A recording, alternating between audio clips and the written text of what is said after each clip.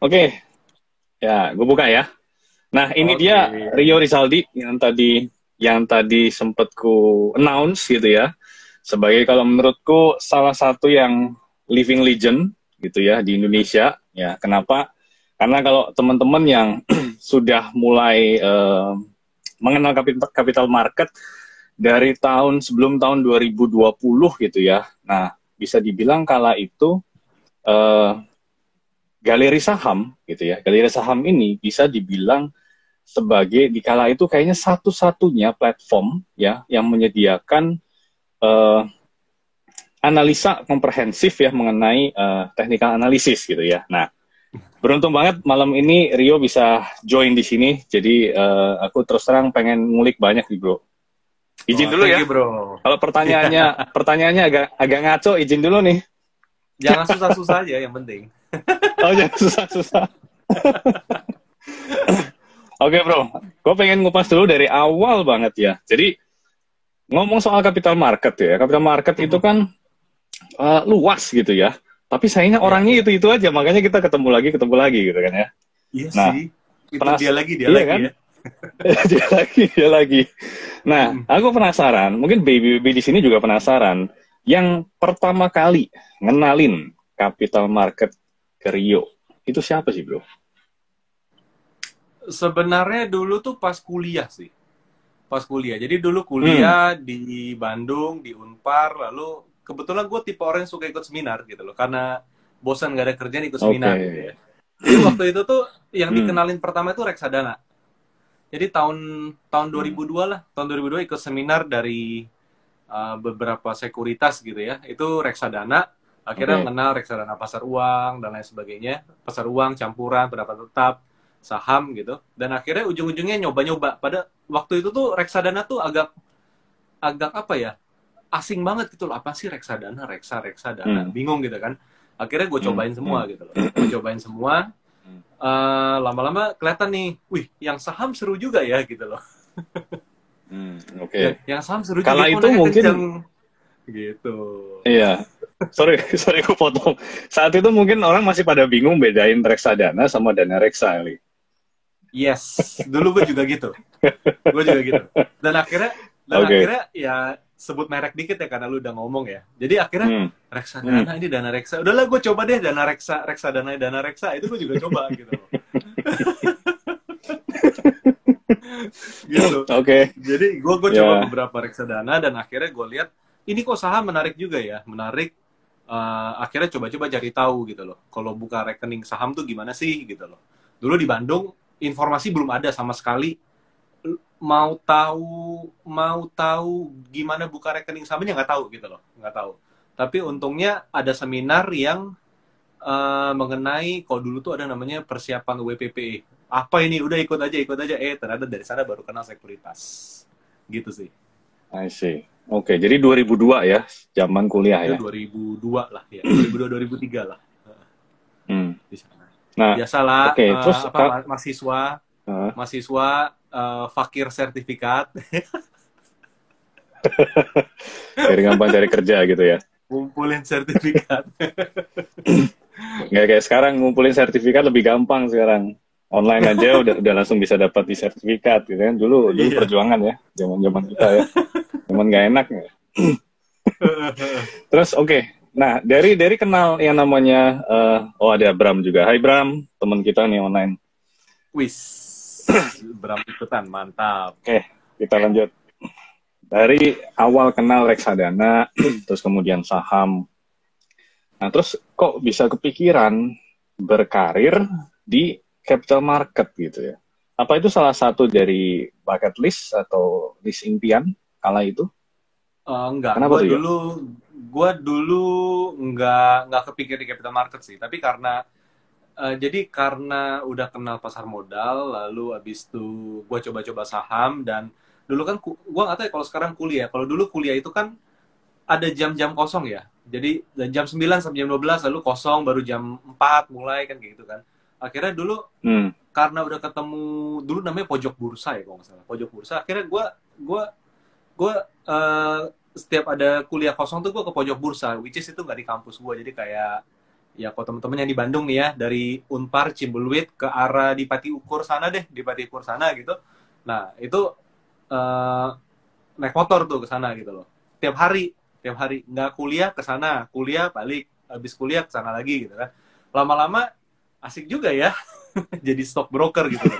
Dan ujung-ujungnya lulus-lulus ya sempet lah salah jalan ke perusahaan bukan capital market tapi hanya bertahan kayak setahun udah gue nggak bisa Hmm. nih, ini bukan soul gue gitu, dan akhirnya Hmm. benar-benar pindah ke capital market gitu. Hmm. Nah, awal pertama kali nyemplung di situ berarti sebagai apa? Eh, Dulu pas nyemplung Di sekuritas. institutional stockbroker. Wih, udah langsung istri ya? Jadi Wah, jadi keren ya ya. syukurnya langsung ke institusi gitu. CV lu laris makanya yuk. Langsung ke institusi, kena krisis Hmm. 2008. Oke. Kita ngalami. Aku ngalamin. Sama-sama. Ngalamin. Heeh.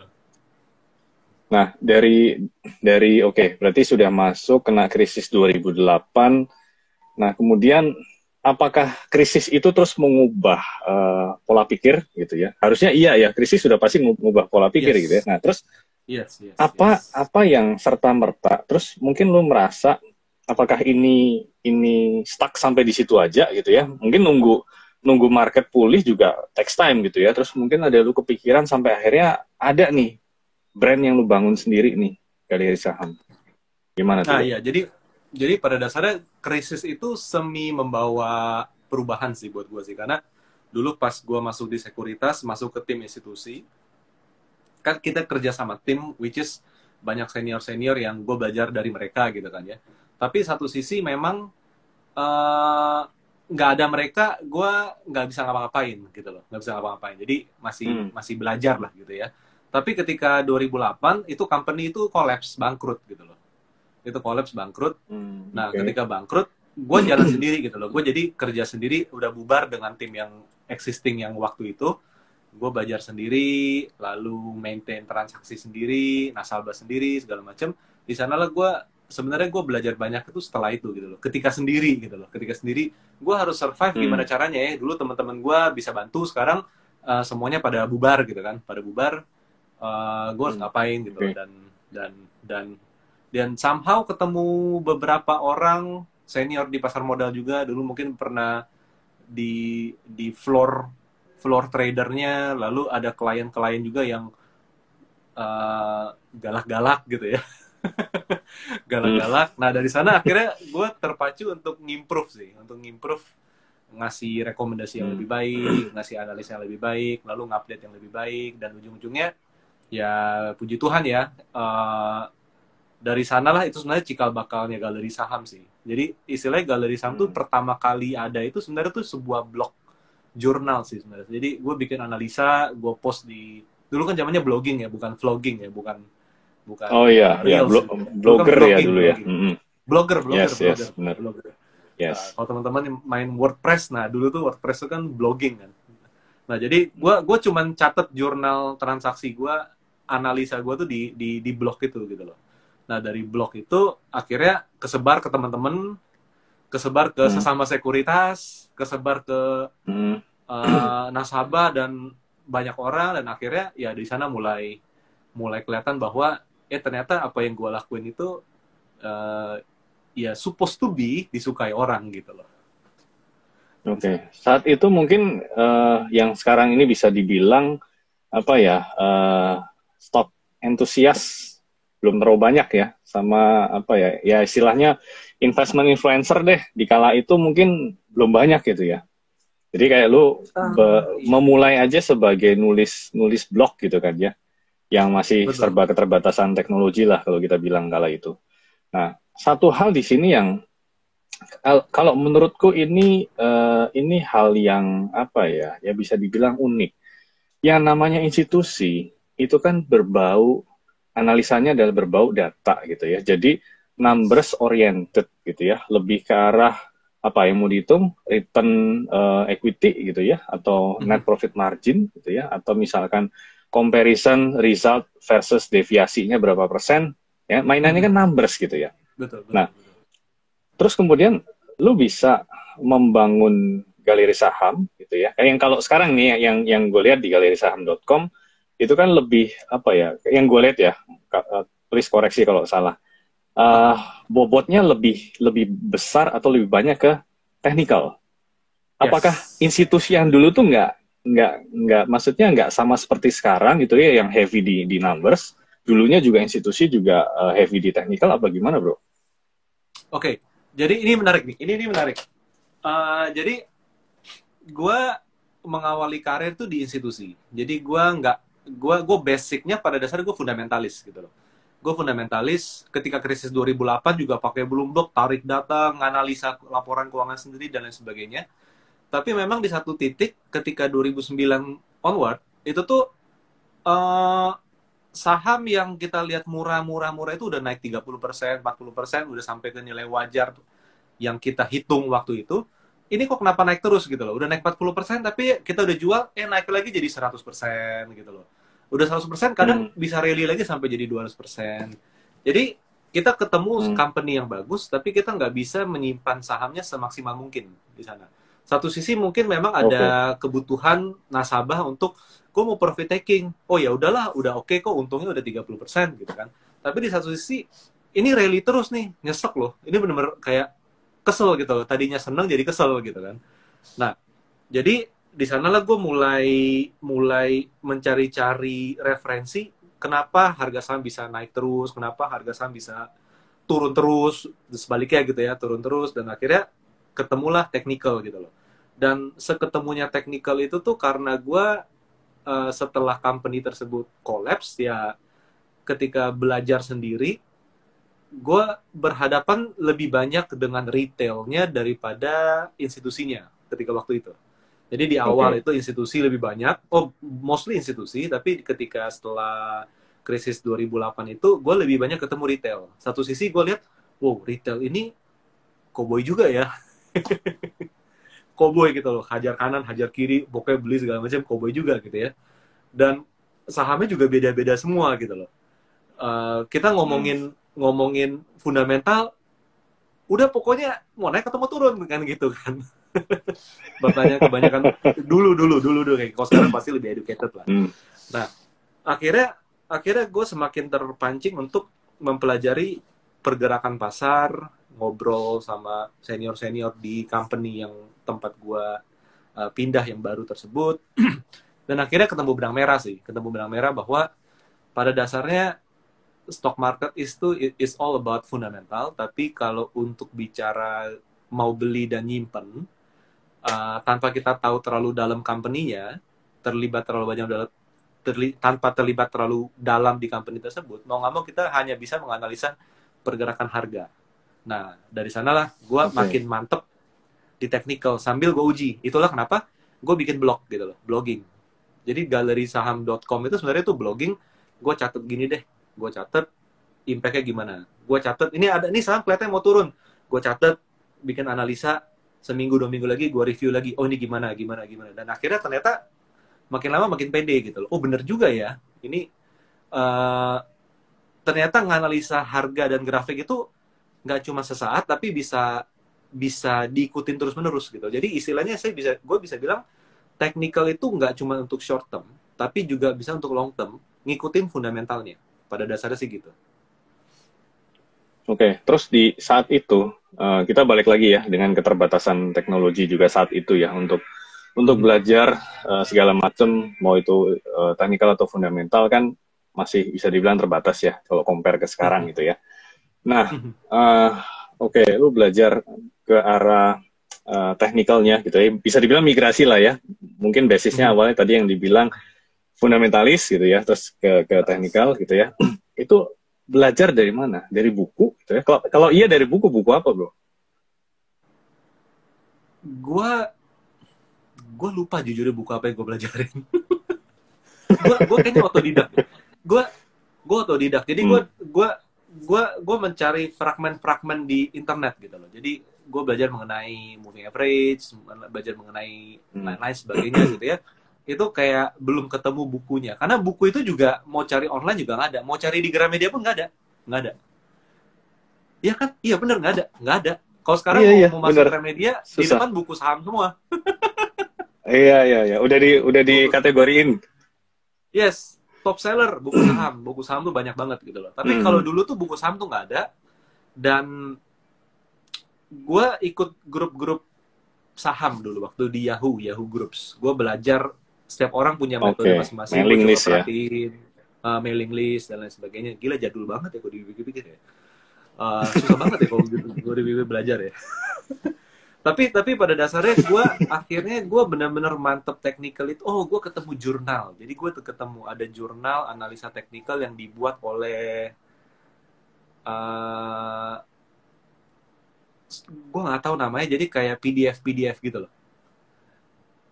Kayak Hmm. PDF. Jadi ada Jadi PDF kayak tentang MA, ngumpulin, ada PDF ya, oke, ngumpulin piece by piece-nya itu ya.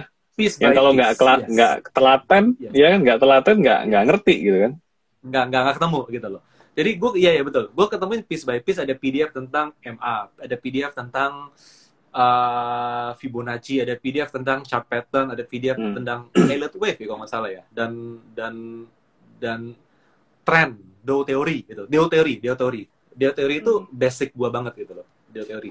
Dan akhirnya dari sana gue mulai nyoba-nyoba analisa, tapi ya gue, to be honest, gue bersyukur karena gue ketemu, gue dulu di sekuritas, di tempat sekuritas kedua, gue ketemu ada beberapa senior yang benar-benar senior.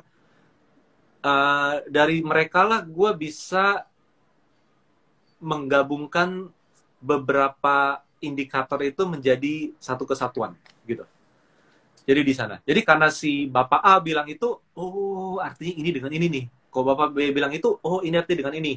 Even mereka sendiri nggak tahu indikator itu gitu loh. Jadi orang-orang dulu tuh jago-jago gitu loh. Dia bisa melihat harga, tapi Oke, dia oke. nggak tahu tuh namanya apa. Saya nggak tahu tuh namanya apa gitu loh. Jadi kayak teman-teman nih ya. Sekarang teman-teman teman-teman mungkin ini lucu nih. Teman-teman mungkin taunya double bottom gitu ya. Double bottom. Oh, pola double bottom. Turun, naik, tembus. Mereka nggak tahu double bottom. Mereka taunya adalah itu Weng Hang Kang.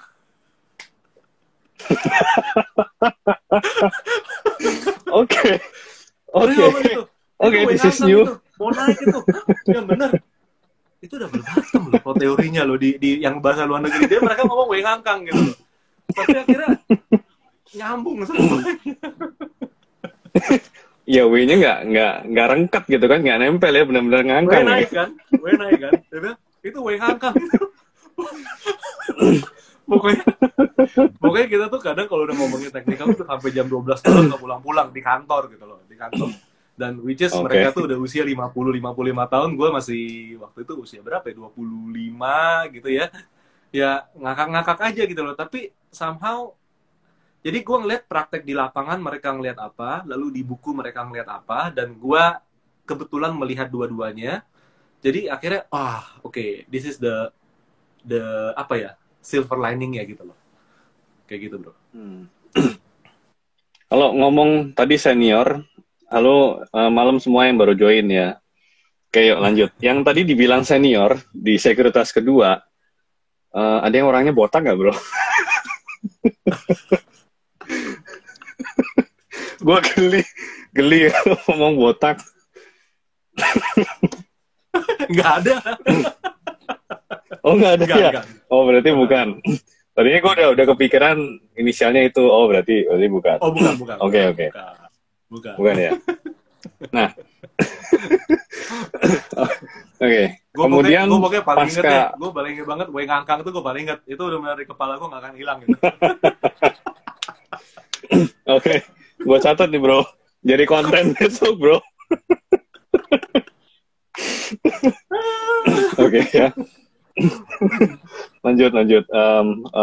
Oke, pasca lu ngumpulin, baca buku, terus jurnal, terus sharing sama senior gitu ya. Apakah serta merta merasa mantep gitu ya? Terus ngambil keputusan, oh, this is the time, harus keluar nih dari sekuritas. Sebenarnya nggak begitu. Jadi gue nggak by design memang membuat galeri saham biar gue resign. Nggak kayak gitu sebenarnya. Jadi sebenarnya kalau bisa dibilang, teman-teman bisa cek sih, galerisaham.wordpress.com. Gue rasa masih ada. Itu tuh benar-benar very early bentuk kita gitu ya.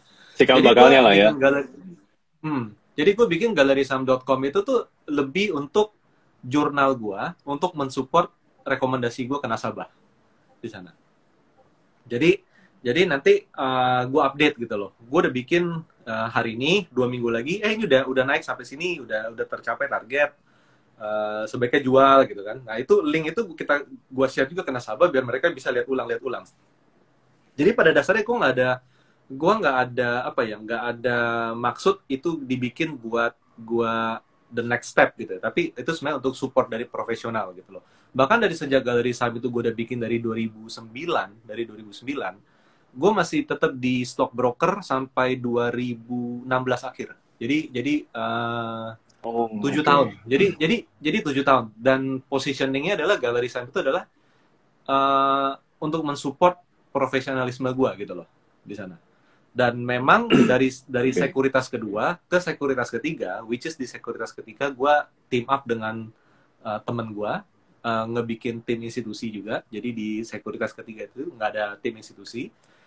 Gue sama temen gue itu kita bikin, yuk kita setup tim institusi, klien-kliennya ada institusi semua. Gue jadi balik ke yang dulu yang pertama istilahnya gitu kerjaannya. Jadi galeri saham itu lebih untuk mensupport retail, tapi profesi gue itu ke institusi di sana. Jadi kayak komplementer. Jadi gue fokus ke account yang lebih besar tapi jumlahnya lebih sedikit. Tapi untuk individual, untuk retail, ya lu bisa ikutin dari sisi galeri saham gitu loh. Dari sisi galeri saham. Itu sampai 2016 lah, sampai 2016 akhir. Nah, 2017 gue memutuskan untuk udah deh gue full di galeri saham. Pertama memang dia udah berkembang dan stabil. Kedua karena partner gue ini juga bilang gue mau udahan yuk di capital market. Gitu loh. Gue mau udahan di capital market. Hah, kenapa? Gue bilang gitu. Lu nggak sayang lu udah dibangun kayak gini? Enggak ya, udah capek. Gitu kan. Yakin lu? Gue udah berkali-kali ngobrol sama lu, yakin lu. Dan akhirnya gue kan tipe orang yang maintain transaksi. Kalau dia tipe yang maintain klien gitu kan. Jadi kan kalau dia nggak ada, gue yang harus maintain klien dong. Mati gue. Gue bukan tipe kayak gitu loh. Bukan tipe kayak gitu. Akhirnya ya udahlah, Dev. Lu resign, gue juga resign. Waduh. Langsung kehilangan tuh. Di sana. Jadi company langsung kehilangan 2 orang nih. Ya. Gue setahun convince dia gitu loh. Dev, lu yakin lu? Sampai yuk kita makan malam bareng. Lu yakin lu? Biasanya kalau yang resign gitu kan pilihannya kan 2 ya kan. Yang pertama memang duitnya udah banyak. Yang kedua itu ya benar-benar capek. Jadi lebih yang kedua nih. Dia dua-duanya. Oh, dua-duanya. Dia dua-duanya. Oke. Gitu Oke. Dan gue tahu kompetensi gue. Maksudnya gue bukan tipe outgoing person. Gue tipenya analis dan maintain transaksi lah. Istilah gitu, transaksi. Gue pikir, ya gue harus fokus pada strength gue gitu. Bahwa strength gue adalah di analisa. Jadi, ya udah, lu mau paksain gimana pun, lu gak akan bisa sebagus dia. Dalam hal relationship kan gitu kan. Jadi, gue pikir, ya udahlah, gue let go juga. Gue fokusnya di galeri saham gitu loh. Dan akhirnya kadang itu yang membuat gue terpaksa untuk di entrepreneurship itu. Kalau enggak mungkin gue masih tetap 2 kaki gitu loh.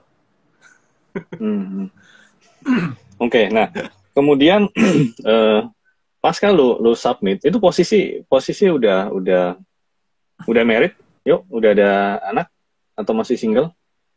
Udah married. Udah ya? Gue udah married, udah anak ke 1. Anak pertama. Oke. Jadi gue dapat missing puzzle nih gitu ya. Yang sosok Rio yang gue tahu ya, memang orangnya penuh perencanaan. Itu satu. Yang kedua rapi gitu loh. Ya orang penuh perencanaan plus rapi biasanya kan memang berkaitan gitu kan ya. Jadi ngambil keputusan bukan tipe yang mendadak switch gitu kan. gitu ya. Jadi ini mengkonfirmasi, oke, jadi lu memang benar-benar membuat galeri saham gitu ya, seiring berjalan waktu sampai pas tadi bareng sama partner lu itu berdua ngajuin resign gitu ya. Jadi sebenarnya sudah ada pijakan gitu kan, tinggal ini dikembangin jadi lebih Yes, lebih yes. menggema gitu kan ya. Nah, Iya. gue pengen tahu nih eh, reaksi istri lu bro waktu lu ngajuin resign, lu ngomong gitu kan ya, gue kayaknya mau resign nih, mau gedein GS aja, gimana bro? Kalau reaksi sih dia karena jadi gini sih, jadi gini. Orang tuh kalau ngelihat orang di capital market kayaknya itu udah pasti duitnya banyak gitu loh. Jadi Oke. bini gue percaya-percaya aja. Teman-teman yang nonton tuh perlu tahu ya. Jadi privilege orang di capital market tuh udah dianggap banyak uang di sana. Oh gitu. Kamu yakin? Ya yakin, yakin. Enggak, sebenarnya sih bisnisnya udah running well. Pada saat itu bisnisnya tuh benar-benar udah very stable gitu loh, very stable. Itulah kenapa gue juga mikir ya udahlah gue let go yang tim yang udah gue bangun institusi di sana gitu ya. Which is sebenarnya semua orang yang ada di sekuritas tersebut di tim gue sekarang di galeri saham. Pada dasarnya seperti itu. Sekarang mereka tuh di galeri saham. Jadi gue pikir udahlah gue let go di sana, gue kehilangan income di sana, ya biarin aja. Tapi gue fokusnya di galeri saham yang memang udah running relatif bisa dibilang running stable lah, running stable dan gue kembangin dan akhirnya akhirnya ya itu jadi pompa semangat juga sih untuk give better to society gitu loh bro. Cuma kalau ditanya bini gue gimana, bini gue ya so far dia mungkin juga udah tahu gue dari dulu ya. Gue bukan yang koboi-koboi yang agresif gitu tipenya ya. Jadi ya so far dia udah ngikutin perkembangan gue dari awal sampai akhir yang ya istilahnya nggak terlalu kaget-kaget lah gitu loh. Oke. Agak beda bro ya, beda sama cerita gue ya. Kan gue sebelum resign juga gue ngomong sama lu kan. Mantap.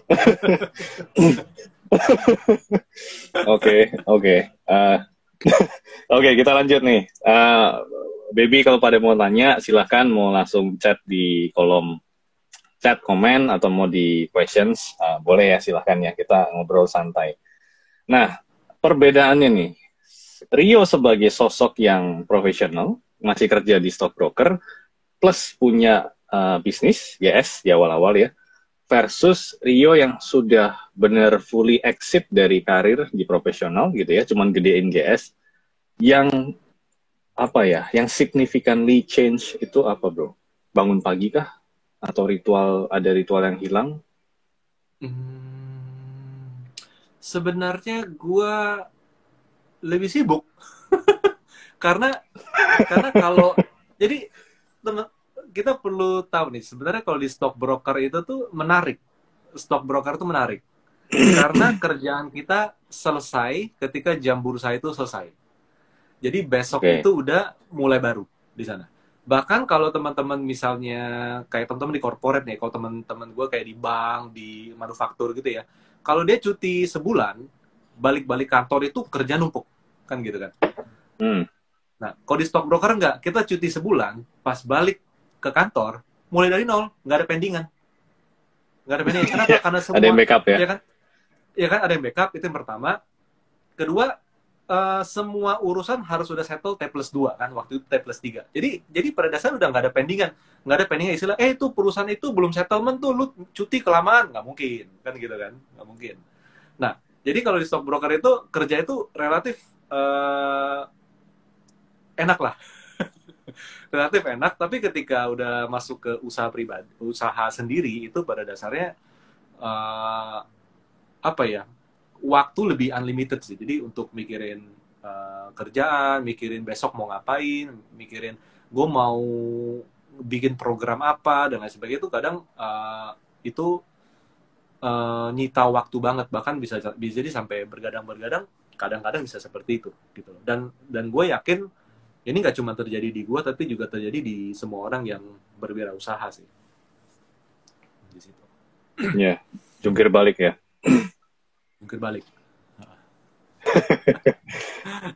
Oke, terus kemudian awal awal lu bentuk GS gitu ya, pada akhirnya Galeri Saham lu bisa full time di situ. Ya. Eh, Satu hal yang gue pengen tahu, yang lu pikir GS ini akan jadi apa sih? Akan jadi platform yang seperti apa sih eventually gitu kan ya. Dengan lu full time di situ gitu. Lu punya impian menjadikan GS ini gimana sih, Bro? eh Sebenarnya awalnya tuh Galeri Saham tuh kan ketika gue di stockbroker, ketika di company kedua ya. Jadi tadinya awalnya kita mau arahin Galeri Saham tuh sebagai marketing tools untuk orang-orang misalnya buka online trading gitu loh. Buka online trading dan lain sebagainya. Cuman ternyata pas di perkembangannya kita melihat malah kebutuhan orang yang ke Galeri Saham itu bukanlah buka rekening saham waktu itu. Itu tahun 2009 2000 sampai 2011 tuh. Jadi kebutuhan orang ketika bertemu Galeri Saham itu adalah mereka mau cari solution. Mereka mau cari apa ya, perbaikan. Karena nggak sedikit dari mereka yang datang ke kita itu gue ada saham nyangkut nih, gue ada kondisi gini nih, gue ada pokoknya semua tentang nyangkut-nyangkutan, istilah seperti itu. Dan di sana akhirnya gue terbuka gitu loh, bahwa wah gila, orang yang nyangkut itu tuh ternyata banyak juga ya gitu loh, banyak juga. Nggak terjadi di klien gue institusi gitu loh. Di institusi mereka kalau beli saham blue chip, BCA, BRI, Mandiri, Telkom, seturun-turunnya balik lagi kok, blue chip kan kayak gitu kan. Tapi ternyata ketika habis kita perkara lah ya, tetap akan naik gitu. Iya, naik lagi gitu loh. Jadi merem, pusing dikit sebulan, tapi itu udah naik lagi gitu. Cuma kalau retail itu ternyata mereka sampai kasih portfolio ke kita tuh nggak sedikit gitu loh. Pak, ini gimana sih, harus ngapain gitu kan ya. Itu sahamnya, wah gila, itu banyak sekali saham yang gua nggak tahu, itu mereka punya gitu loh. Dan posisinya lagi merugi semua. Nah, jadi akhirnya di sana yang tadinya awalnya kita pikir, oh oke, ini Galeri Saham adalah untuk buka rekening saham.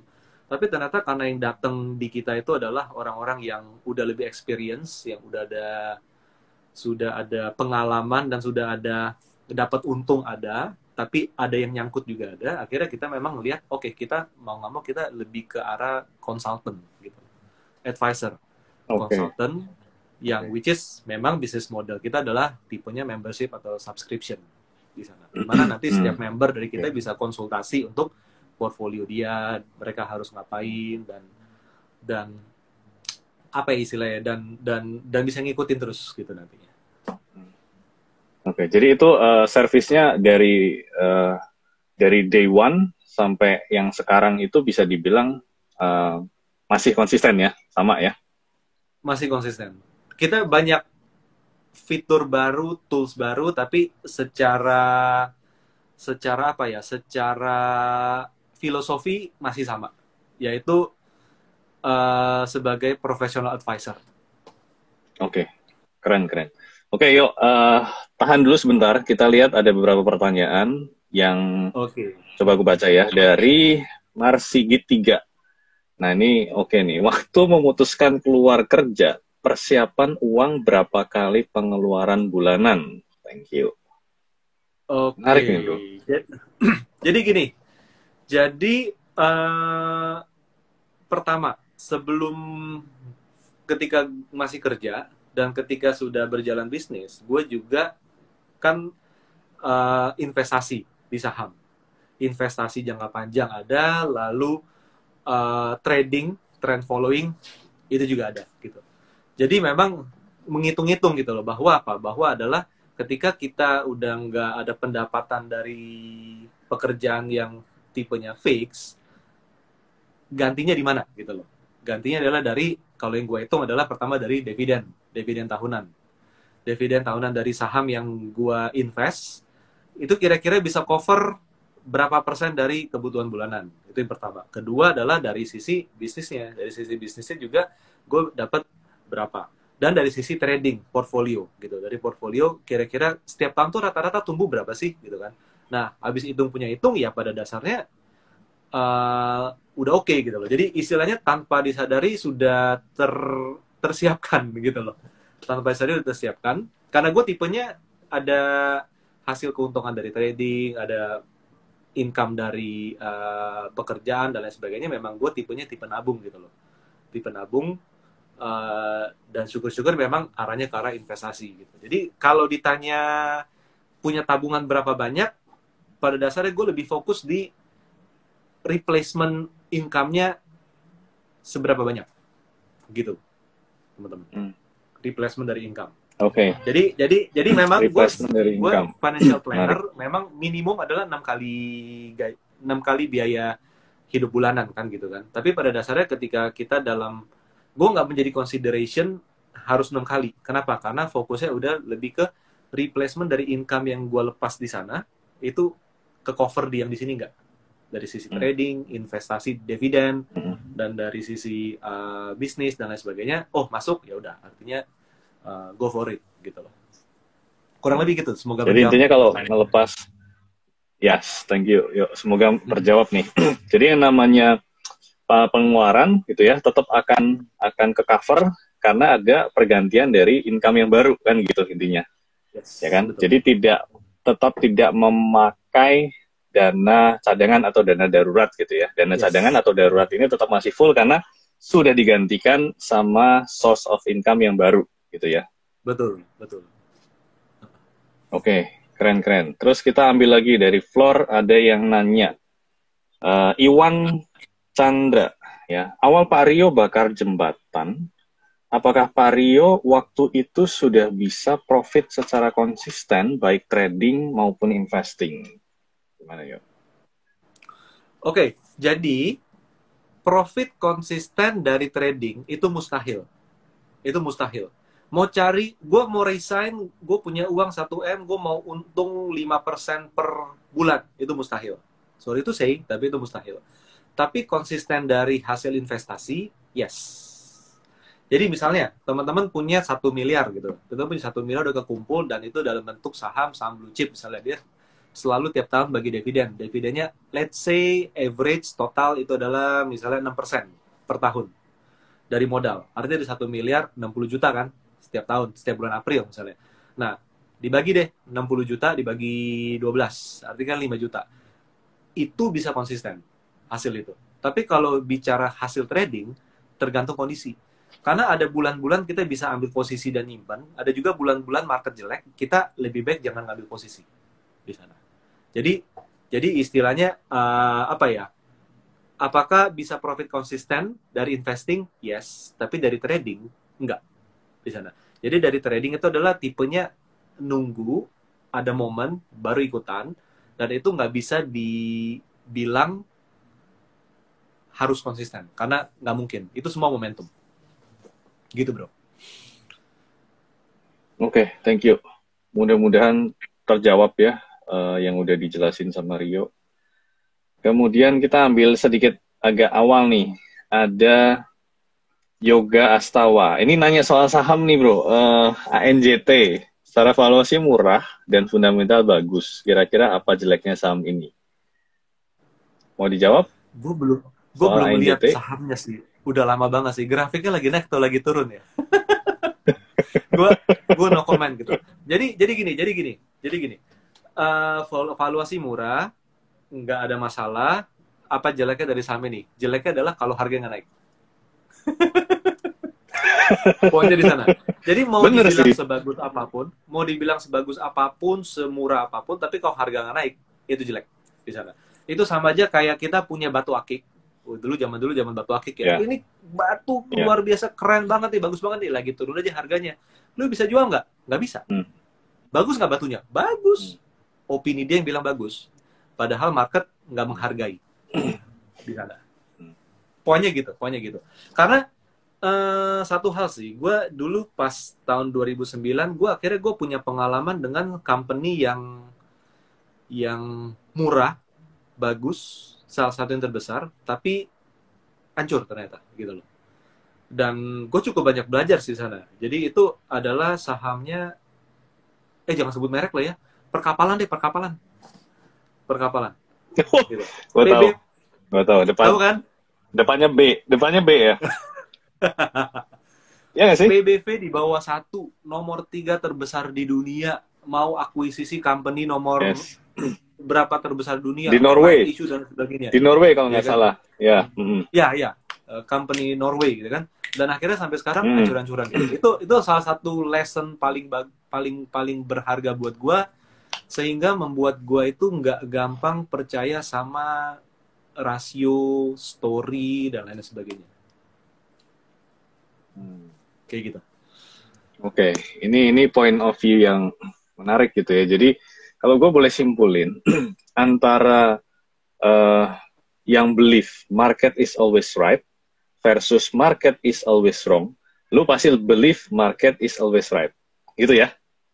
Yes, betul. Ya kan? Itu udah apa ya?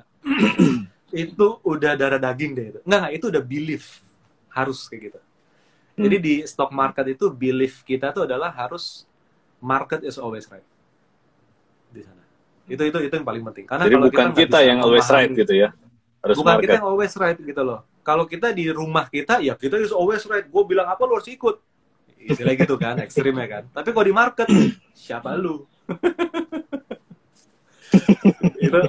Jadi pada dasarnya stock market sih untuk teman-teman ya. Untuk teman-teman sih stock market tuh kadang tempat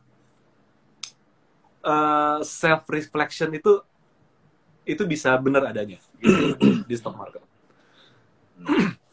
Wah, mereknya langsung di reveal nih, Rusli 8579. Wah, hebat tebakannya. Mantap, Bro Rusli. Beneran tuh. Pak Rusli, kalau iya, ini sekalian nih kalau berkenan chatting di Bebas Invest gitu ya. Kasih alamatnya Pak Rusli, nanti kita kirim merchandise, Pak. Ini giveaway dadakan nih, tapi tepat banget nih ketebak langsung BLTA. Mantap. Oke, kita cari lagi. Yuk, satu lagi kita ambil Antam dari Ayam si Fieri. Antam, posisi beli apa posisi jual kok? Gimana, Korio? Kalau Antam sekarang, ini kita baru bahas Antam beberapa hari yang lalu. Posisinya dia geraknya positif, jadi hold atau buy. Jadi maksudnya kalau udah punya hold, kalau belum punya buy. Tinggal hitung entry risk ya. Jadi jangan sampai udah naik, hajar kanan gitu loh. Tapi tunggu pullback dulu kalau belum punya. Oke, ada reason tertentu kalau lu lihat sendiri dari nikel gitu ya. Kalau coal jelas lah harga komponennya tetap masih tinggi gitu ya. Tapi nikel kan nggak demikian nih gitu ya. Nah, boleh share nggak yang lu lihat sebenarnya dari nikel industri gitu ya, terutama untuk Antam gitu ya. Ini gimana sih prospeknya, Bro? Nah, itulah kenapa gue akhirnya masuk ke technical, bahwa pergerakan harga akan mendahului fakta, berita. Oke. Jadi kenapa di market membeli Antam, padahal harga nikel ya kayak gitu-gitu kan, kita udah tahu kan. Why? Nah, mereka yang beli pun nggak akan cerita ke kita gitu loh. Mereka yang akumulasi pun juga nggak akan cerita ke kita. Dia nggak akan keluar-keluar di YouTube, sosial media, Reels. Gue lagi mau beli Antam loh, gue mau beli 1 triliun. Lu beli dulu sebelum gue beli. Nggak mungkin. Dia bukan Sinterklas kan gitu kan. Mereka pasti beli diam-diam. Gitu. Beli diam-diam. Kenapa uang sebanyak itu beli diam-diam? Pasti ada reasoningnya yang mungkin dia tahu atau dia sudah meng-expect bisa terjadi sesuatu, tapi kita nggak tahu. Dan dia nggak mungkin cerita. Tapi action dia itu tercermin dari pergerakan harga. Harganya naik, membentuk tren. Bukan naik lalu turun lagi, tapi naik membentuk tren. Dan akhirnya apa? Akhirnya kan fakta itu baru muncul ketika nanti company itu mungkin public expose dan lain sebagainya kan per 3 bulan. Nah dari sanalah gue, in my opinion, harga itu selalu mendahului berita. Karena berita itu dibuat setelah ada laporan. Gitu. Jadi istilahnya kita perlu ingat, berita itu dibuat setelah ada laporan itu dibuat setelah ada kinerja. Jadi yang lebih dulu terjadi adalah kinerja yang belum terlaporkan, yang belum diberitakan. Nah, pihak-pihak yang cukup pintar, smart enough untuk menganalisa ke lapangan, mereka akan tahu lebih dulu daripada kita-kita yang nunggu berita. Jadi ketika kita menunggu berita, mereka yang udah beli di bawah lagi jualan.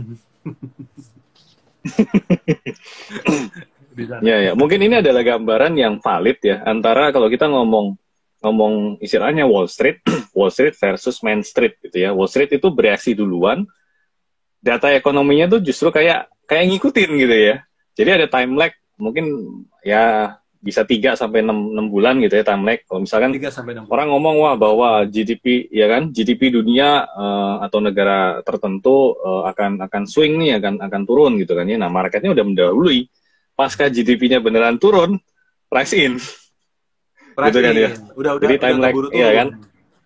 Betul. Betul. Karena kan di stock market itu kan semua proyeksi. Jadi ketika proyeksinya itu bagus, mereka akan beli lebih dulu sebelum yang lain-lain. Seperti kata Lo Keng Hong gitu loh. Beli Mercy seharga Avanza. Bener. Kenapa? Mungkin 2 tahun lagi jadi Mercy harganya. Cuma sekarang masih harga Avanza. Why not saya beli duluan? Tapi secara berita belum ada. Kenapa? Yang tahu itu harganya Mercy kan cuma beberapa orang yang menganalisa dengan benar dan mendalami kan seperti itu. Jadi pada dasarnya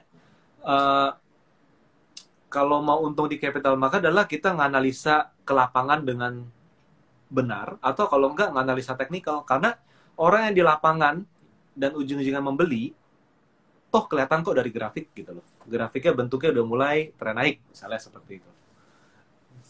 Itu dari yang gue dapetin selama ini. Makanya ada satu buku, gue lupa nama bukunya apa, tapi nyantol banget di kepala ya. Quotes-nya tuh gini, keuntunganmu tercipta itu di saat kamu membeli, bukan saat kamu menjual. Jadi di saat dia beli, dia tuh udah tahu gitu loh, udah tahu ini seharga berapa harusnya di masa depan gitu kan ya. Betul. Keren sih, betul, itu quotes-nya gue ingat banget, cuman yang nulis siapa gue lupa. Oke, kita lanjut. Setuju ya? Siap. Lanjut nih, kalau di GS gitu ya, jadi kan lu sendiri pasti nemuin banyak klien lah ya, kita sebut klien. Nah, hal yang paling sering lu temuin gitu ya, keluhan apa sih gitu ya? Kisah-kisahnya tuh yang hampir-hampir mirip satu dengan yang lainnya, yuk. Apa nih, yuk? Oke, jadi gini. Kita di Galeri Saham, klien kita cukup unik. Klien kita sangat sedikit pemula. Sangat sedikit. Pemula itu sangat sedikit. Tapi yang sangat banyak adalah yang sudah experience ataupun yang profesional. Jadi, apa yang selalu kita temuin di mostly setiap orang, ataupun tanpa dia ngomongin pun, kita udah kira-kira tahu apa masalahnya. Jadi, masalahnya dua. Sahamnya udah bener, rally banyak, tapi keburu dijual pas naik dikit. Okay. Itu yang pertama. Kedua, sahamnya dianggap bagus, disimpan terus, tapi ternyata turun terus. Ya. Setuju. Itu paling banyak itu. Jadi paling banyak itu. Jadi kita pernah lo ketemu orang yang dia cerita dia punya BRIS tahun 2020. Pak, saya punya BRIS, Pak. Saya punya BRIS, beli di 200, Pak. Kebayang nggak, Pak, 200? Pas kita lagi kopdar kemarin. Pasti 200. 240, Pak. Saya udah happy banget, saya jual. Saya jual. Dan BRIS tertinggi di berapa? Berapa? 3.000? 3.000-an kan? 3.000-an. Ketika di 3.000, Pak, semua happy-nya saya itu hilang, Pak. Yang ada adalah gondok. Di sana. Gondok banget. Itu kesel banget, Pak. Itu benar-benar kesel banget. Dan akhirnya kalau orang yang nggak kuat mentalnya, di 3.000 itu dia beli lebih banyak dari waktu dia beli di 200. Biasanya kayak gitu. Dan jadi FOMO-nya mengakibatkan rugi gede nanti. Di belakang ya. FOMO-nya di belakang. FOMO di belakang, apalagi ada unsur balas dendam. Waduh, itu paling bahaya. Destruktif ya. Bener sih, bro. Bener sih. Ya, aku rasa juga juga para pelaku pasar pernah mengalami momen-momen seperti itu sih. Iya, Iya kan? semua. Kita kita pasti pernah mengalami itu. Biasanya nggak mengalami. Iya. Oke, kayaknya waktunya dikit lagi ya. Gue pengen ada dua pertanyaan lagi deh, yuk. Nggak banyak, dua aja maksimal. Jadi sekarang gini, yang namanya galeri saham ya kan, analisa udah makin komprehensif gitu kan ya. Websitenya juga tertata dengan rapi, UI UX-nya enak. Gue enak melihatnya untuk Thank you. akses gitu kan ya, nggak bingung mau nyari apa udah kelihatan di situ gampang. Nah, kemudian pertanyaanku sih simpel gini, what next gitu ya? Your end game di GS ini apa sih bro? Mau dibawa kemana lagi gitu? Oke. Jadi kalau bicara GS mau dibawa kemana, pada dasarnya kita akan tetap sebagai advisor, independent advisor yang relevan dengan zaman, istilah seperti itu. Jadi karena market kita, karena follower kita lebih banyak yang experienced trader, yang profesional dan experienced trader, maka solution bagi mereka itu bukanlah konten yang apa ya, yang imajinatif, tapi konten yang realistis dan problem solving gitu kan. Nah, jadi pada dasarnya next kita adalah kita akan membuat either itu adalah program atau itu adalah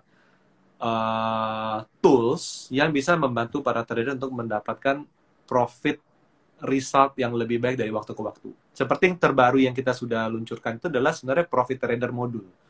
Itu indikator galeri saham yang berjalan di TradingView. Jadi teman-teman yang pakai TradingView itu bisa ditongolin tuh formula kita, tampilan indikator kita itu bisa nongol di TradingView, dan harapannya apa? Itu nggak cuma hanya membantu di saham Indonesia, tapi juga membantu di saham luar negeri untuk teman-teman trader di sana yang trading saham luar negeri hingga kripto gitu loh. Karena apa? Karena di kripto pun banyak kasus yang mirip gitu loh. Tadinya untung gede jadi rugi gede. Kalau nggak tadinya masuk dikit jadi banyak tapi dalam posisi lagi nyangkut atau posisi for sale dan lain sebagainya. Jadi tujuan kita lebih ke edukasi dan menyediakan solution buat para trader yang pangsa pasar lebih luas gitu loh. Nggak cuma saham Indonesia tapi di luar saham Indonesia. Gitu bro.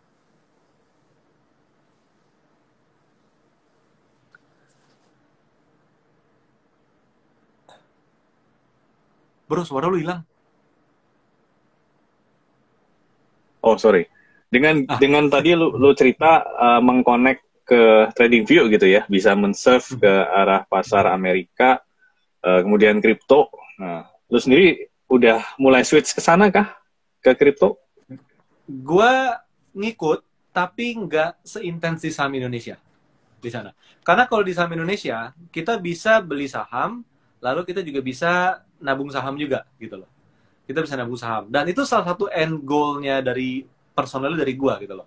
Karena gue sebagai financial planner, gue melihat bahwa investasi di pasar modal itu somehow perlu dipraktekin oleh banyak orang. Karena apa? Karena kalau kita bisa invest di company yang bagus, company tersebut terus tumbuh, dan dia selalu bagi hasil, itu kan paling penting kan, bisnis yang bagi hasil kan, dari dividen.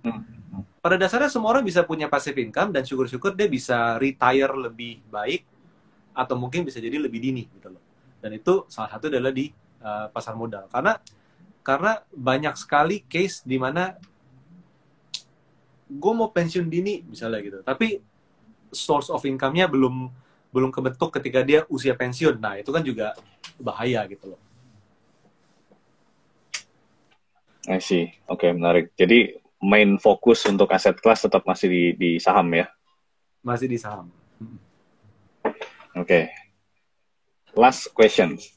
Gua ngerti lu sebagai penulis buku, gitu kan ya. Dulu sempat beli buku lu di Gramedia. Nah, ada wacana untuk nerbitin buku baru nggak, bro? Enggak, bro. karena gini, karena gue kan spesialis di technical, walaupun gue juga pada dasarnya gue tuh fundamental. Buku-buku di kantor gue tuh buku-buku fundamental semua. Buku technical tuh nggak ada sebenarnya. Tapi kalau mau tulis buku, kadang gue pikir tulis buku apa ya? Technical udah banyak di Gramedia, fundamental juga udah banyak di Gramedia. Jadi ujung-ujungnya sebenarnya di prakteknya gitu kan. Nah jadi gue sebenarnya ada tuh di sisi praktek gitu loh. Jadi lu udah belajar banyak technical, best practice-nya seperti apa. Nah disitulah kita memberikan value untuk para trader gitu. Kalau kayak bahasan teknikal yang ke arah apa ya, harmonic pattern gitu kan ya, kan kalau di Indo belum begitu banyak tuh yang make jurus itulah gitu kan ya, nggak ke arah sana bro. Gua mempelajari, tapi akhirnya kita lihat lagi dengan praktis yang dilakukan ABC yang sudah terbentuk, apakah itu akan menjadi komplementer atau substitusi. Kalau itu menjadi substitusi, gue cenderung nggak ke arah sana. Jadi kalau itu komplementer, itu akan masuk dalam apa ya, modul kita, misalnya gitu bro. Oke, thank you. Cukup clear enough. Thank you banget ini. Yuk buat waktu bro. Kita 1 jam bersama ngulik pribadinya Rio, yes, ngulik galeri sahamnya juga, yes, gitu kan ya. Buat baby semua di sini yang penasaran, yang mungkin belum ngerti galeri saham itu apa, visit aja galerisaham.com atau just follow Instagramnya @galerisaham. Gitu bener Rio ya? Kalimat gue nggak ada salah ya? Betul.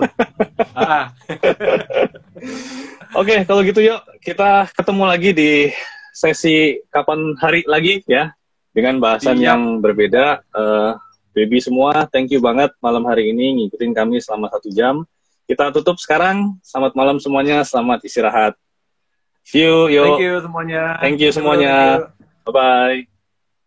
Bye.